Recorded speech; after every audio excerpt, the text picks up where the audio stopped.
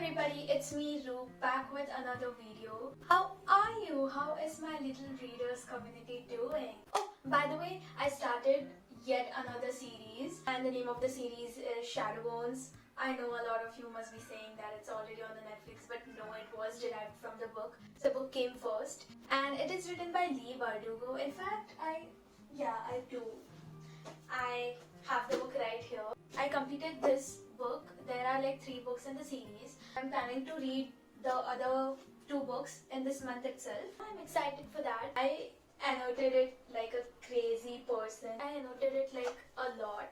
Besides that, if you have anything new with you or whatever your current read is, do let me know in the comment section so that I can check that book out too. Getting back to the video, today we will be ranking all the romance book tropes. I also read fantasy and murder mystery, but it's not as much as I read romance. That is why I chose romance genre to rate all the tropes. I have my laptop here with me and we will be switching the screens. I will be showing the rankings on the screen as well and also me while I'm speaking. The very first trope that I have here is bad boy and good girl. This is the trope which I live for. This trope is going straight to cloud 9 because there is nothing in the world which makes me as happy as a book which has this trope. This is the very good start to the video and I'm already loving it. Our next trope is love triangle. Sometimes writers do it extraordinarily good, or sometimes they just fail at it, and mostly I've seen failures when it comes to love triangles. For me, the love triangle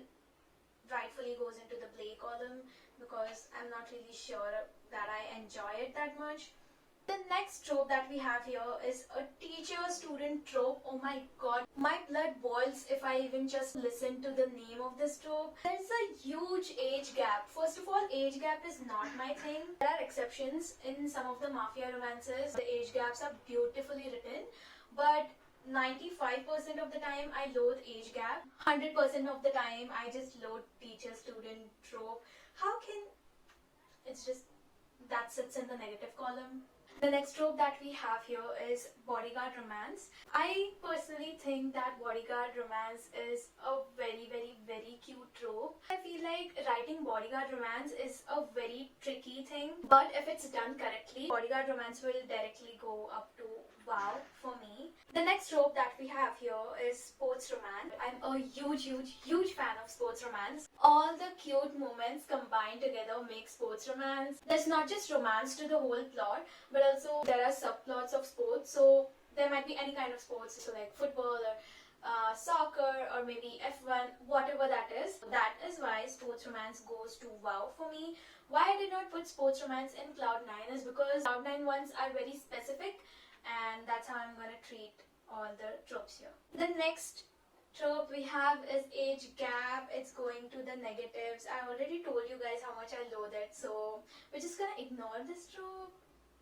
Don't want to look at you. Our next trope is childhood friends to lovers. Childhood friends to lovers has a very special place in my heart. That is one of the tropes through which I initially got into the reading thingy. I'm gonna put childhood friends to lovers to wow. There is one more similar trope to childhood friends to lovers, and that is friends to lovers. They became friends through social media or maybe at their workplace, but not specifically in their childhood. We do have that trope here, which is friends to lovers. I'm gonna put that in likability. I surely like childhood friends to lovers more than just like friends to lovers. Next trope that I have here is grumpy sunshine. Mostly all of my favorite book boyfriends are from grumpy sunshine trope. The boys written in this trope are just chef's kiss. I love this trope a lot. It's going to cloud 9. It happens with all the books which I read. It feels like I'm feeling the protagonist. But specifically in this trope, Grumpy Sunshine, that feeling is heightened to another level. So that is why I added this trope to cloud 9. The next trope which I have is accidental pregnancy. I don't want a child in the book. I love good complexities in any kind of romance books which I read, but I just cannot stand the complexities a child causes in a relationship between the 2 people. The accidental pregnancy for me falls in between Blair and likable. It's not like I keep the book down if that trope comes up, like age gap or teacher-student, but I don't necessarily enjoy it. That's why I put it in Blay. Look at the trope which we have next. It's mafia romance. I love this trope. I love and the influence this trope has on me is amazing. I'm gonna put mafia romance in WoW.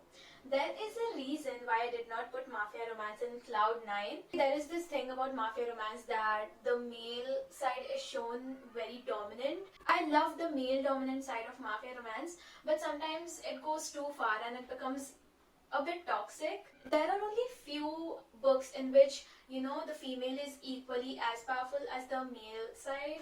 That holds me back from putting it in Cloud 9. The next trope which we have here is love at first sight.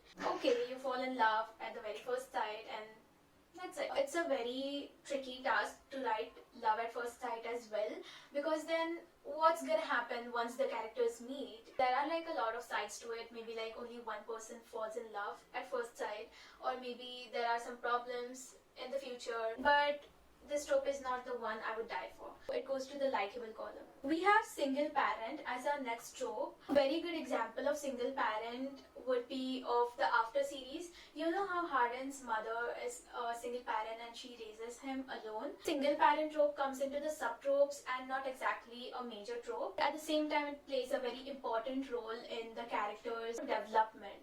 That is why I feel like single parent is a likable thing for me. Even in One of Us is Lying, one of the characters' parent is a single parent. That person raises that particular character alone. That really affects the character in good or bad ways. Now the next trope is One of Us is Famous. We are going to put this in WoW. There is going to be money perspective in it. There's going to be fame perspective in it. With that comes that angst and the jealousy. That thing really adds up to the cuteness of the romance. A decent example of One of Us is Famous would be Fine Print, which I recently read. The next trope which we have here is fake dating. If fake dating trope ever gets cancelled out from the romance books, I would stop reading. That's how much I love this trope. In fake dating, there are some moments which lead to the actual dating part, so that angst and that process, it's like so beautiful to read.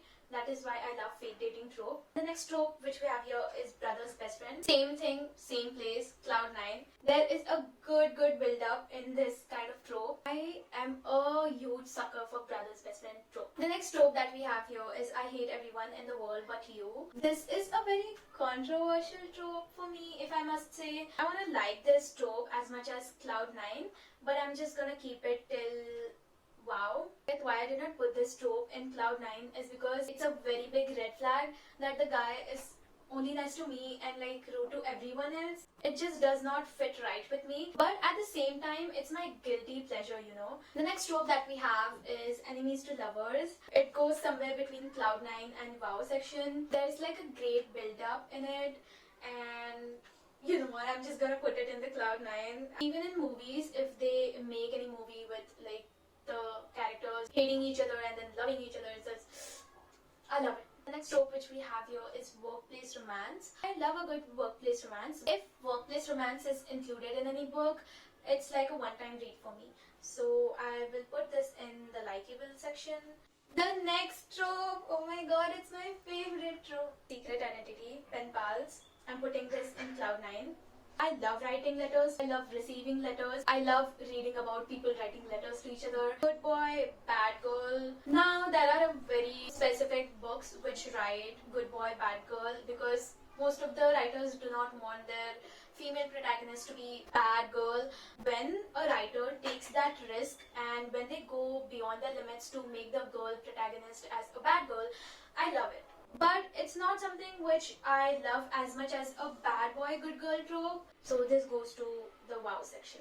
Now we have slow burn. Comes under that tricky writing part, because if the slow burn is written correctly, it's very enjoyable, very much enjoyable. I love a good portion of slow burn. If the slow burn is short, just 1 or 2 chapters, there is no point in writing the slow burn. But if the slow burn is like extended too long, I'll get bored and I'll lose all the interest in the lives of the characters. If the slow burn is written correctly, Cloud 9 it is. So the next trope which we have here is stuck together. Stuck together goes into bleh. It does not matter if it exists, and if it exists, it's not like I like it a lot to read it. Stuck together is whenever people are like forced to be together. It's not exactly forced proximity. That is another trope which we will come back to later. So they are stuck together for a very short period of time. That is why it does not come under the forced proximity area. Here we have two similar sounding tropes which are completely different. First one is right person, wrong time, and the second is right person, not enough time. Right person, wrong time, it goes to likable for me. The people are just, together at a very wrong time. They will eventually find their paths together. Right person, not enough time is like they just cannot be together. Maybe if the one person or both the people are sick and they cannot be together. You must have watched the movie 5 Feet Apart, right? And there's also a book version of it. So the similar case, that makes me cry a lot. This trope goes straight to cloud 9. The next trope which we have here is friends to enemies to lovers.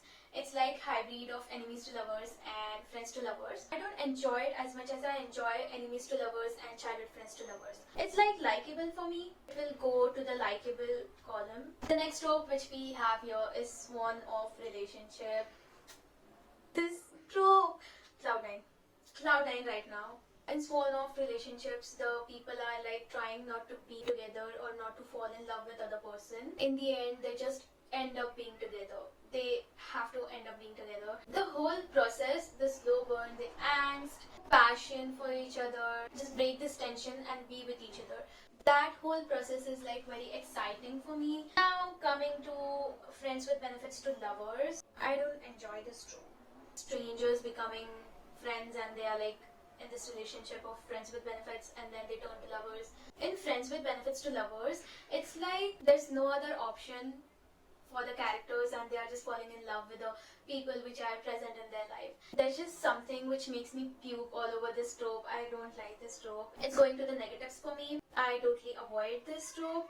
The next trope which we have here is forced proximity. Forced proximity is my favorite trope of all times. I did tell you about it while we were talking about the stuck together trope. I'm not gonna exaggerate. Forced proximity, it just gives me butterflies. Now we talk about bully romance. Bully romance goes to the wow section.